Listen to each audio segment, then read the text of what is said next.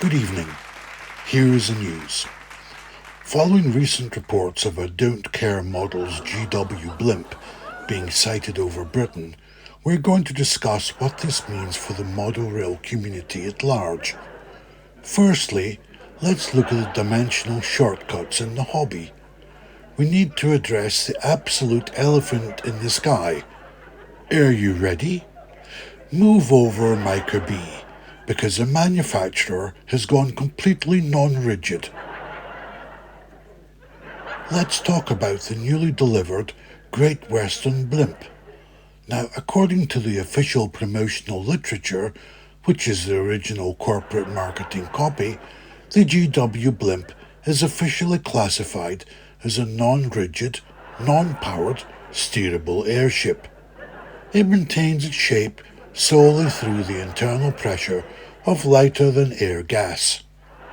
Some internet commentators have claimed this is just hot air from the marketing department, but you don't need helium to put a smile on your face about this model. Let's look at the construction.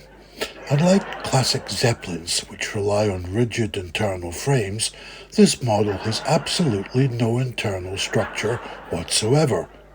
It relies entirely on high-pressure gas within the envelope to maintain structural rigidity.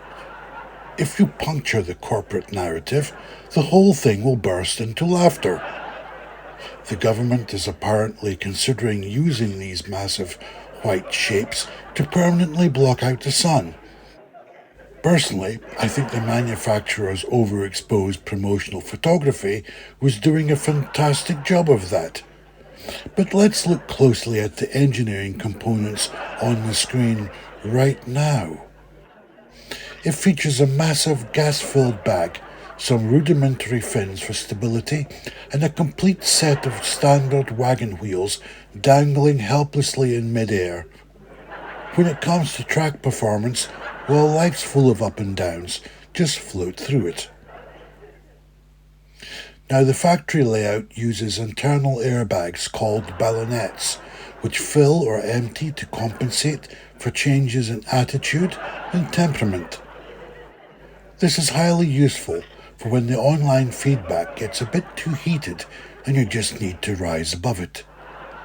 Let's clear up some historical misconceptions. Certain forums claimed these originated in Swindon. In reality, the tooling layout originated in China, and despite what defense analysts are saying, these are not spy balloons. There has also been a massive debate regarding scale. Early pre-order threads insisted this was a standard 00 gauge release. That is completely incorrect. As you can see from the photographic evidence, it scales out to approximately 1:1 scale chaos. It doesn't run on the rails, it hovers over them while a crowd of paying customers stand on the tracks below, staring up in absolute disbelief.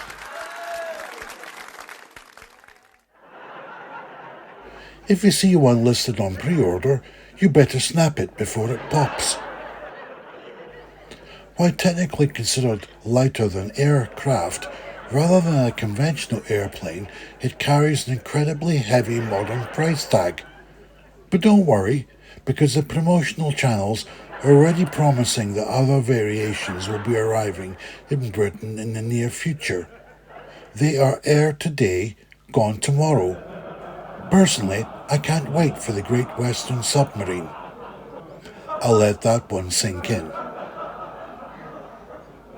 Once again, modelers handed over their cash up front based on a digital drawing, and this is literally the balloon asset they delivered. It is modern, it is large, and it completely defies the laws of historical accuracy. It won't fit on your layout, it won't clear your tunnels, but it will certainly be remembered. Floating into shops soon. And that's the latest from the British Railway News. Good night.